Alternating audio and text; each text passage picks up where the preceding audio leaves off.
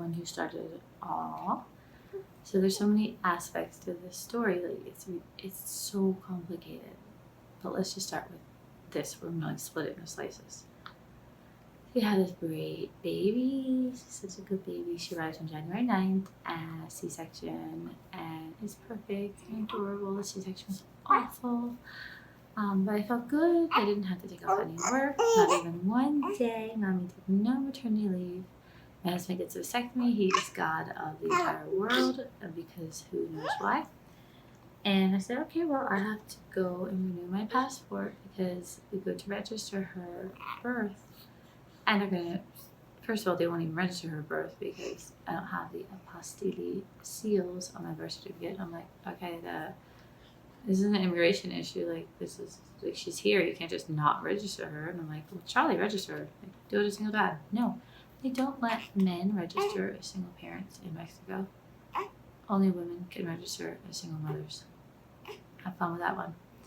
So, this person exists, but she doesn't exist. And obviously she's here. Can't stick her back in there.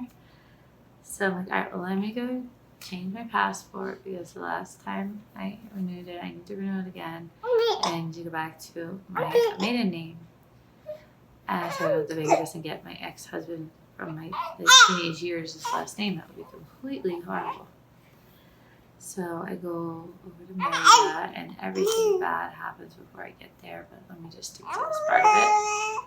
Go over to Merida, and the guy at the Merida consulate was very, very nice. He really did help, really tried to help me.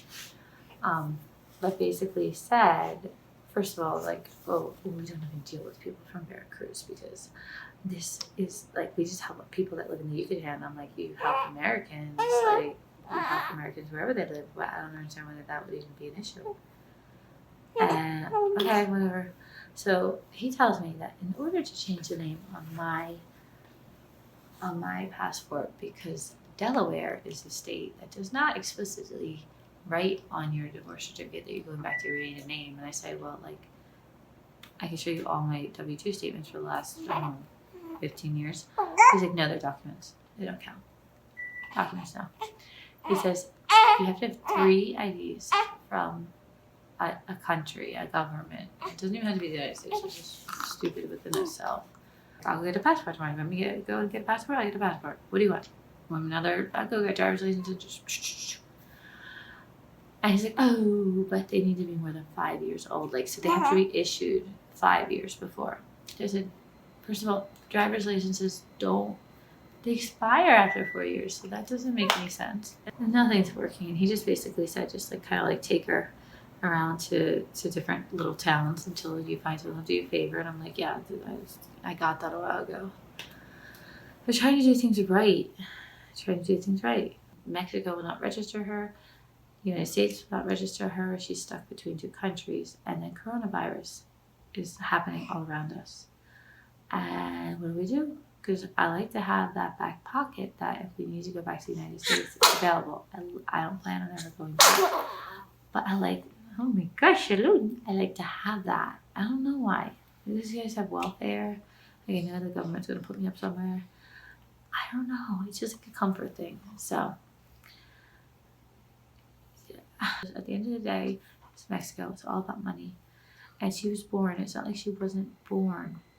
All you have to do is put the details into the system of what actually happened.